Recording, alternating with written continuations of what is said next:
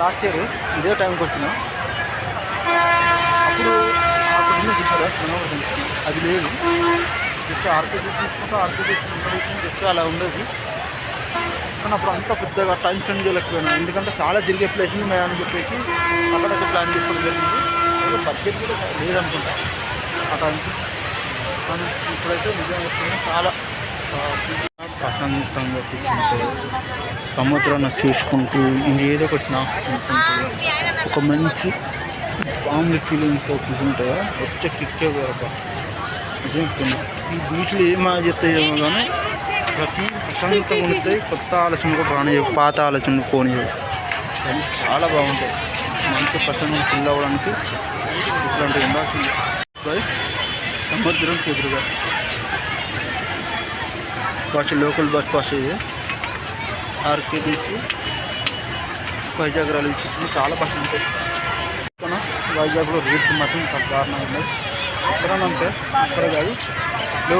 Local తిరగడానికి bus పాస్లు కూడా, bus ఛార్జీలు కూడా పెంచలేదు. ఒకప్పుడు 20 ఉండే, ఇప్పుడు 30.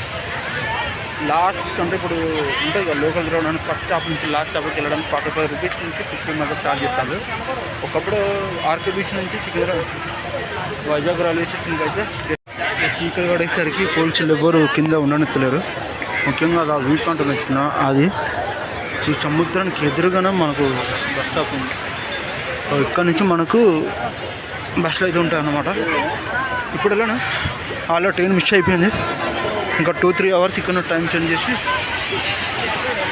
ఇప్పుడు ఈ చీకటినాయి కదా, ఇంకొక 2-3 అవర్స్లో చూస్తే బట్టలన్నీ దొరికిపోయినాయి. ఓకే, పర్లేదు, ఏం కాదు. ఒక 1 అవర్ కట్టాను టైం స్పెండ్ చేసి.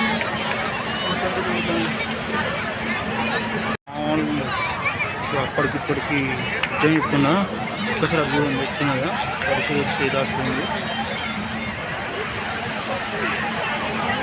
మొత్తం నా బట్టలన్నీ తెచ్చుకున్నాను.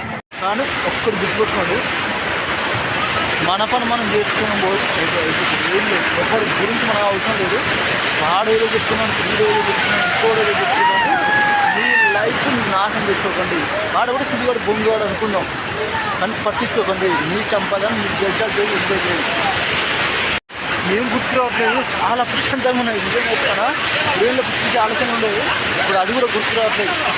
ఇదొక మంచి ప్లేస్. నిజంగా చెప్తానా, నేను మ్యాక్సిమం మిస్ చేస్తున్నాను అనుకుంటా. మధ్యాహ్నం నుంచి వచ్చిన కాదు, పొద్దున్న నుంచి వచ్చినా బాగుంది. ఇంకా మనకు సంబంధించిన ఫుడ్ వచ్చినాక బస్సు కట్టుకొని ఆగిపోతే అయిపో. అంత పిల్ల అవుతున్నాడు చూస్తున్నాడా.